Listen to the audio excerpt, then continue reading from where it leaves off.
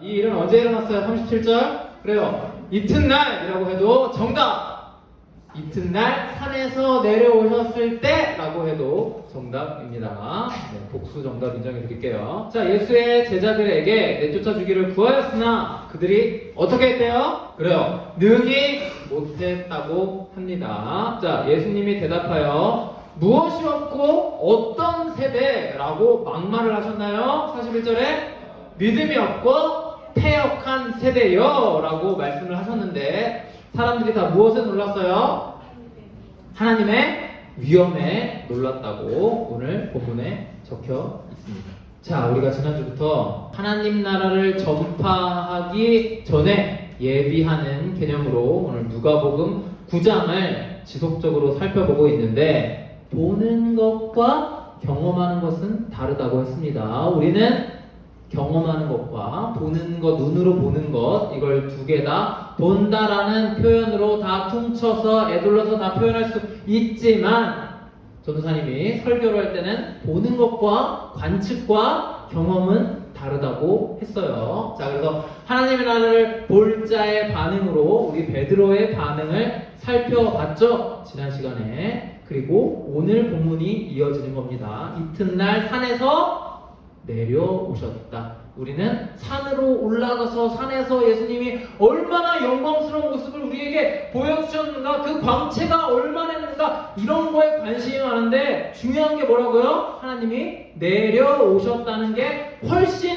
중요하죠. 어디까지 내려가셨다 그랬어요? 바로 죽음까지 내려가셨다고 이야기를 했어요. 자, 여기서 한 가지 설명하고 싶은 것은 이 피조 세계는 이 자연 상태는 인간보다 살짝 더 아래에 있는 상태죠. 이 약육 강식과 승자 독식의 상태가 바로 이 피조세계 자연 상태인 거예요. 그거보다 인간은 그래도 아무리 범죄한 인간이라도 그것보다는 살짝 나아야 돼. 그런데 요즘 세상은 요 자연 상태를 지향하죠. 그쵸? 그걸 뭐라 그래? 공정하다고 합니다. 그렇게 포장을 해서 자꾸만 이 약육 강식 승자 독식의 세계로 가려고 하는데 그거에 대해서 이번에 수련회 때 자세하게 다룰 거예요. 네, 갑자기 생각나서 한번 얘기해봤어요. 자, 이튿날 산에서 내려오시니 큰 무리가 맞을세 라고 해서 오늘 본문이 시작하죠. 참, 누가가 전도사님이 이번에 설교를 또 준비하면서 성경을 또 다시 읽어보니까 누가가 참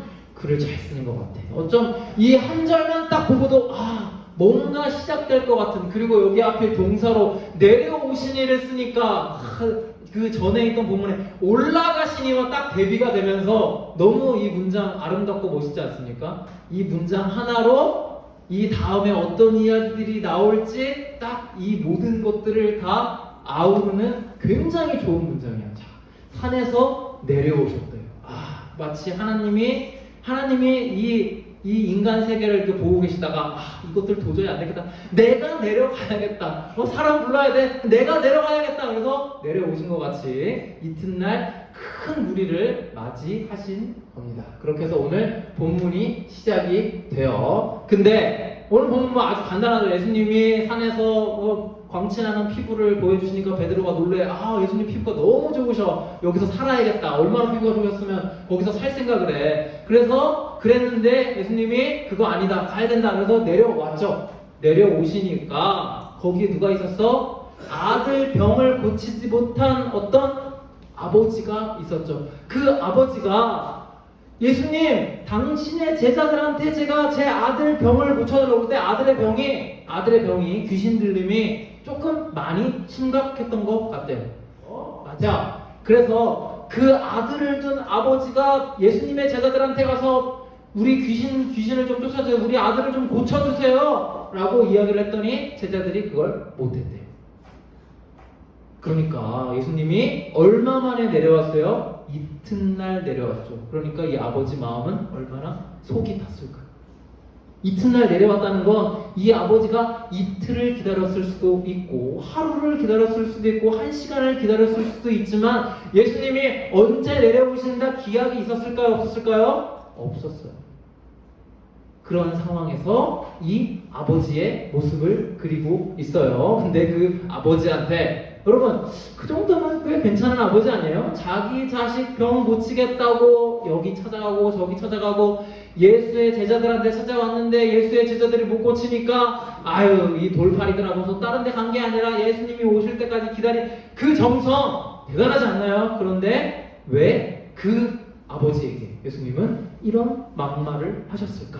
우리가 궁금해 했으면 좋겠어요. 자, 그런데 이 궁금증이, 이 의구심이 오늘 본문을 읽어서는 잘 해소가 안 됩니다. 지난주에 제가 잠깐 성경 보는 방법을 여러분들에게 설명을 해줬는데, 그래서 마태복음을 찾아보니까 누가복음처럼 이유와 내용이 잘 나와 있지 않아요. 그래서 마가복음을 찾아보니까 이유와 내용이 잘 나와 있었어요. 자, 예수께서 그 아버지에게 물으시되 언제부터 이렇게 되었느냐 하시니 이르되 어릴 때부터니이다. 이렇게 아버지가 대답을 한 거죠. 귀신이 그를 죽이려고 불과 물에 자주 던졌나이다.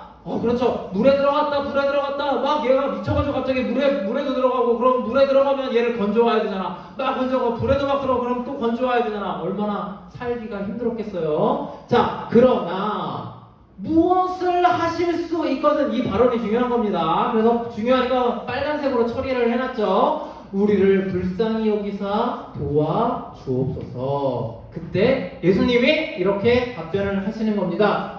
할 수 있거든요. 무슨 말이냐? 믿는 자에게는 능히 하지 못할 일이 없느니라 하시니 하고 아마 이 믿음이 없고 패역한 세대요 라고 말씀하지 않으셨을까? 그렇게 사람들이 추론을 많이 합니다. 갑자기 예수님이 급발진해서 갑자기 예수님이 화를 내면 좀 예수님이 약간 인성에 문제가 있나? 이런 생각이 들 수 있으니까 이렇게 연결해서 생각을 많이 해요. 자, 여러분, 오늘의 이 아버지로서 여러분들은 몇 점을 주실래요? 100점 만점에 한 90점 되는 것 같아요?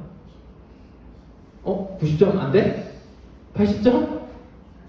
8점 안 돼요? 돼, 안 돼? 70점? 7점보다 좀 높은 것 같아요? 자, 성경이 제시하고 있는 이 아버지의 점수는 제가 봤을 땐 50점 미만. 왜요? 그래도 아들 병 고치겠다고 여기저기 달려와서 예수님도 찾고 예수님 바지가랑이도 들어잡고 제자들한테도 가고 이렇게 했는데 왜 50점이에요? 왜 50점 미만이에요? 라고 따질 수 있겠죠. 바로 이 말 때문에 무엇을 하실 수 있거든. 여러분, 만약에 여러분들의 자녀가 혹은 여러분들이 나중에 커서 낳을 그 자녀가 병에 걸렸어. 의사 선생님한테 가서 선생님 하실 수 있으면 제 아들을 고쳐주세요. 그렇게 이야기합니까? 아니죠. 그 의사에 대한 신뢰가 있든 없든 이 의사가 돌팔이건 아니건 가서 무조건 꼭 살려주세요. 제발 살려주세요. 이렇게 이야기를 하죠. 선생님 하실 수 있으면 좀 살려주세요. 이렇게 이야기하는 부모가 세상에 어디 있어요. 그래서 이 부모는 어떤 부모다? 물론 열심히 자녀를 위해 여기저기 찾아다녔지만 뭐다? 자녀를 사랑하는 게 아니라 자녀를 사랑하는 자기 자신을 사랑하는 사람이죠. 여러분, 이거 굉장히 중요합니다. 자녀를 사랑하는 것과 자녀를 사랑하는 자기 자신을 사랑하는 것은 매우 달라요. 이 차이를 이해하셔야 돼요. 그래서 아마 이 부모님도 자식을 향한 열정과 성의가 분명히 있지만 이 말 한마디, 무엇을 하실 수 있거든, 이 말 한마디로 비춰봤을 때 어떤 사람이다? 자식을 사랑하기보단 자식을 사랑하는 자기 자신을 더 사랑하는 사람이다. 평생 이 아이가 죽으려고 물에 뛰어들면 이 건져오고 이 열정, 내가 부모로서 이 자녀를 책임지기 위한 모든 것을 다하는 그 부모로서의 그 프라이드, 그걸 지키기 위해 지금 여기까지 왔다. 그러니까 예수님이 뭐라고 해요? 이 사람한테 이 믿음이 없고 패역한 세대야! 라고 꼬집어 주시는 거죠. 이게 오늘 이 말씀의 핵심입니다. 믿음이 없다는 것, 뭐에 대한 믿음이 없는 거겠어요? 이 사람은 믿음이 있어요. 어떤 믿음? 나의 열심과 노력으로 내 아들의 병을 반드시 고치리라. 내가 어떤 의사를 찾아가건 여기가 헬라건 여기가 뭐 히브리건 어떤 나라는 상관없이 내 열심으로 내가 내 발로 찾아가서 반드시 내 아들을 고치리라. 자기 자신에 대한 믿음이 있어요. 확신이 있습니다. 그런데 뭐에 대한 믿음이 없어? 하나님에 대한 믿음이 없는 거예요. 하나님이 이 아이를 고칠 수 있다. 예수님이 하나님이다 라고 하는 믿음은 없는 거예요. 자기 자신에 대한 믿음만 있고. 인간의 문제는 바로 이런 것입니다. 첫째, 예수님이 하나님인 줄 모르는 거야. 여러분 이건 많이 인정하시죠? 예수님이 하나님이다 라는 것을 인정하는 사람이 교회에 모여있다라고 여러분 착각하지 마세요. 교회 안에 무신론자가 굉장히 많아요. 그리고 예수님이 그저 존경받는 한 성인 중에 한 사람, 위대한 지혜자, 위대한 업적과 학문과 생각과 사상을 가진 정치가라고 생각하는 사상가라고 생각하는 사람 굉장히 많습니다.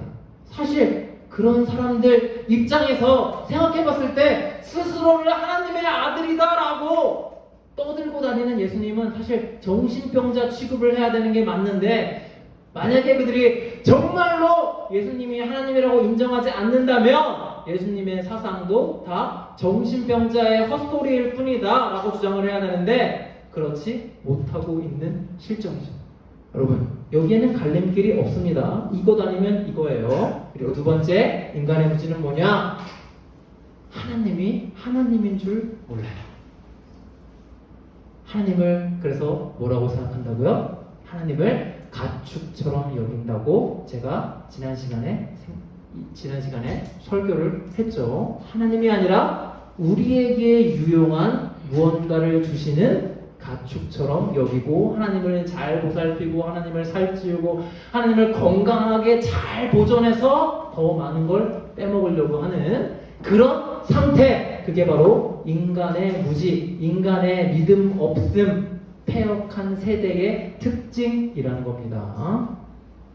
또 전에 분명히 이야기하지만 여기에 있는 어떤 누구도 이 인간의 무지를 피해갈 수 없어요. 심지어 이 말을 하고 있는 전도사님마저도 이 무지를 결코 피해갈 수 없습니다. 내가 다 안다라고 말하는 순간 그 사람은 모르는 거예요.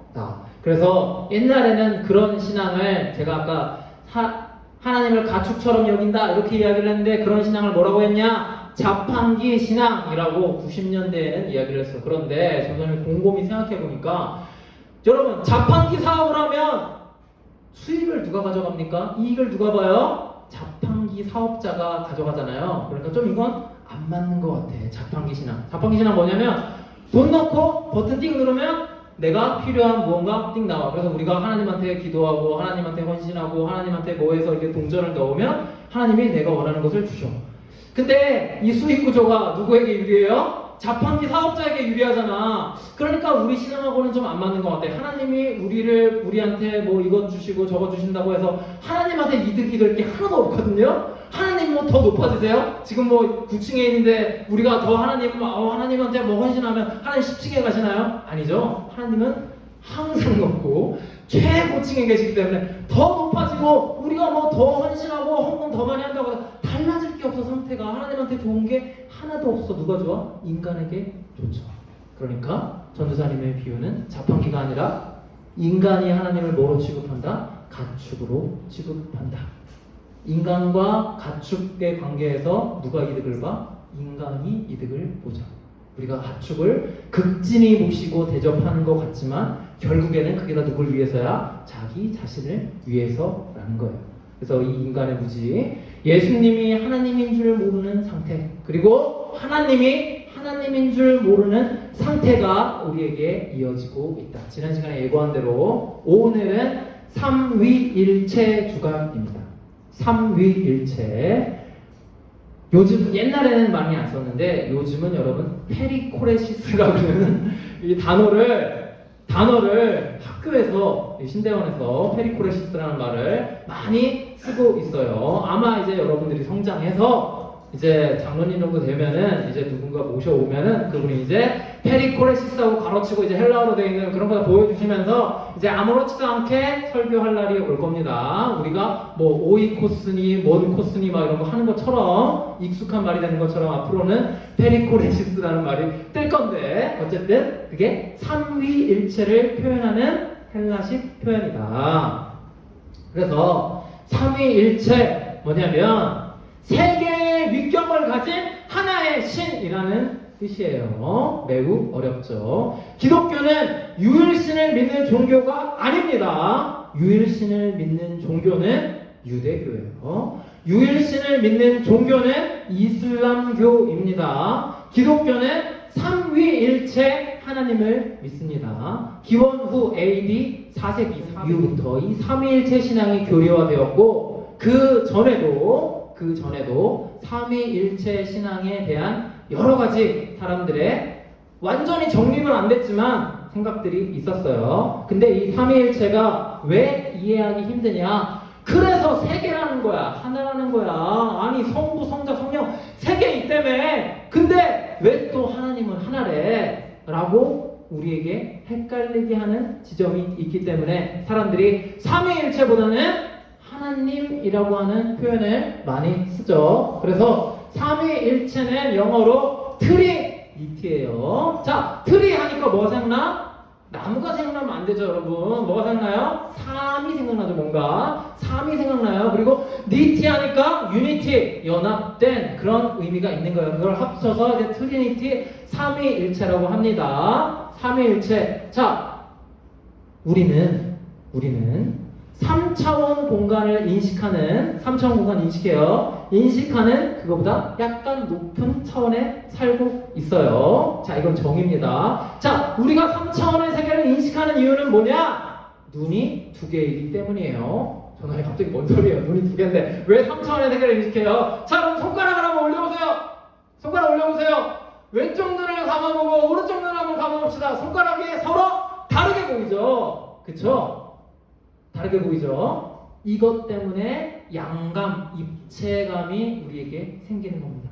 그래서 우리는 모든 사물을 3차원으로 인식해요. 3차원은 X축과 G축과 Z축이 있는, 그쵸? 높이 개념이 있는 게 3차원입니다. 돼지는 눈이 두 개긴 하지만 3차원 인식을 잘 못해. 왜냐하면 뒤에 우리가 좋아하는 목살이, 전사님 정말 좋아하는 그 목살이 너무 두꺼워서 고개를 잘 들지 못해요. 그래서 위에서 뭔가 떨어지면 우리는 위에서 뭐가 떨어졌나 보다 이렇게 인식을 하는데 3차원에 대한 인식을 하는데 돼지는 어떻게 인식한다? 갑자기 어떤 물건이 생겼네 라고 인식을 하는 겁니다. 마찬가지로 예수님이 4차원, 5차원 그 이상의 차원에 계시다면 우리는 예수님이 호련히 나타나셨다라고 하는 표현을 쓰게 되는 거예요. 예수님은 우리가 앞뒤 좌우로 갈 때처럼 그냥 움직이고 계신 건데, 그 공간을 움직이고 계신 건데, 우리의 3차원 그 이상을 인식하지 못하는 우리의 인식 범위에서는 예수님이 호련히 나타나셨다, 호련히 사라지셨다, 이렇게 인식을 하게 되는 겁니다. 그래서 본격적으로 삼위일체에 대해서 여러분에게 설명하기 위해 여러분의 인식 수준을 3차원에 대한 인식 수준을 2차원으로 낮출게요. 자, 2차원으로 낮추는 작업을 하기 위해서 자, 전도사님이 처음에 관측이라는 이야기를 했는데 자, 여러분들이 이제 높은 산에 올라가서 이 삼위일체 트리니티가 반짝반짝이는 이 어떤 별을, 아름다운 별 하나를 발견했다고 생각하고 제가 여러분 예배실에 들어오실 때 여러분에게 하나씩 나눠드린 최고급 망원경이 있어요. 자, 그 망원경을 지금 여러분 주머니에서 한번 꺼내보세요. 자, 망원경으로 이제 보는 겁니다. 망원경으로 이 트리니티라고 하는 이 망원경을 보는 거예요. 한쪽 눈을 감아도 돼. 하기 싫은 사람 한쪽 눈을 감으세요. 자, 그래서 지금 이제 전도사님이 보여주는 이 물체가 어떤 물체인지 여러분 망원경 꼭 펴셔야 돼요. 망원경 한쪽 눈을 감든지. 자, 뭐로 보이세요? 성경책이요? 이게 어디가? 자, 뭐로 보이죠? 이게 상자로 보이면 안 됩니다. 상자로 보이면 여러분 관측을 잘못한 거예요. 굉장히 멀어요. 지금 여러분과 저의 거리는 한 한 30억 광년 정도 떨어져 있어요. 자, 뭐가 보여요? 검은색 다각형. 우리가 초등학교식으로 표현하면 검은 네모가 보이죠. 그쵸? 자, 여러분, 그래서 다음날 다시 한번 산에 올라가서 망원경을 보는데, 다음날에는 어떤 게 보여? 그렇죠? 초등학교식 표현으로 따지면 하얀 네모가 보여요. 그쵸? 야, 다음날 그 위치에서 다시 한번 관측을 했는데, 이번에 뭐가 보여? 형태까지 바뀌었죠? 아까는 그래도 덜 길쭉했는데, 이번엔 더 길쭉해져서, 그쵸? 노란색 격자 무늬가 있는 네모가 보입니다. 그쵸? 그럼 여러분들은 저 위치에 까만색 네모가 하나 있고, 하얀색 네모가 하나 있고, 노란색 네모가 하나 있구나 라고 인식할 수 있겠죠. 자, 그런데 가까이 가서 우리가 마치 이제 예수님의 십자가를 지나고 하나님의 나라를 경험했을 때처럼 가까이 가서 이 별을 관측해 보니까, 아주 이 별에 근접해서 관측해 보니까 이 별이 뭐였어요? 그렇죠. 뭔가 설명이 길어지면서 딱 뭐라고 찝어서 말하기 어려워졌죠. 그렇죠? 그렇기 때문에 우리가 성부, 성자, 성령의 세 개의 위격으로 우리는 인식하지만, 인간의 제한적인 이성 범위 때문에 그렇게 인식하지만 실제로 삼위일체는 하나인 겁니다. 그래서 전도사님 세 개래매요. 근데 왜 또 하나래요? 라고 따지지 마세요. 이 삼위일체 현상은 우리보다 더 높은 차원에 계신, 곧 하나님 나라에 살고 계신, 하나님 나라에 계신 하나님의 존재가 원래 인간의 차원보다, 인간이 인식할 수 있는 그 범위보다 훨씬 위에 고차원적인 존재이기 때문에 발생하는 현상입니다. 그래서 우리가 더 이상 믿음이 없고 패역한 세대로 남아있지 말고 더 하나님을 잘 알 수 있는 그런 사람이 되었으면 좋겠어요. 자, 전도사님은 오늘 이렇게 삼위일체에 대해서 설명을 했지만, 이 설명은 완전한 설명이다, 불완전한 설명이다? 불완전한 설명이다. 누구도 삼위일체에 대해서 완전하게 설명해낼 수 없습니다. 내가 삼위일체에 대해서 여러분에게 정확하게 설명해 줄게요. 그러면 이단 사입이니까 여러분 반드시 도망치셔야 돼요. 삼위일체를 이해하고 설명하려고 하는 수많은 시도가 있었어. 전도사님이 청년 때 너무 이런 게 좋아서 이런 설명을 들었어요. 아, 하나님이 하늘에 계신데 갑자기 내려오셔가지고 십자가에 못 박히셨어. 그래서 하늘에 계신 하나님은 성부 하나님이고, 십자가에 못 박히신 하나님은 성자 하나님이고, 그 하나님을 다시 살리신 하나님은 성령 하나님이야. 이런 식의 이런 설명을 양태론적 삼위일체라고 하는데, 이런 설명은 매우 불완전하기 때문에 이런 식으로 설명하는 목사님이 오실 때마다 속으로 비판하고, 이런 식으로 설명하는 청년이 있을 때마다 그거 아니라고 해서 고쳐주고 그랬는데, 이제 실제로 내가 학문을 하고 그리고 여러 가지 것들을 공부해 봤을 때는 여러분, 완전한 건 없어요. 어떻게라도 삼위일체를 표현하고 인식하고 설명하기 위해서 하는 모든 활동이 다 불완전하고 다 소중한 겁니다. 그래서 여러분도 여러분의 나름의 방식대로 이 삼위일체를 이해할 수 있는 방법을 찾고, 찾는 한편 한계가 있다는 것, 이게 완전하지 않다는 걸 반드시 인식해야 됩니다. 그래야 독단에 빠지지 않아요. 그리고 오늘 본문에서 이어지는, 자, 이렇게 믿음이 없고 패역한 세대요 라고 욕먹은 이 믿음이 없고 패역한 세대의 다음 모습은 뭐냐?